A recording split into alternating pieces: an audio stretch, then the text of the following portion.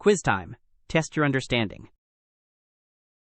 What is the purpose of the break statement in switch? Which one is correct? The correct answer is, what is the output? Which one is correct? The correct answer is, which data types can a switch expression use? Which one is correct? The correct answer is,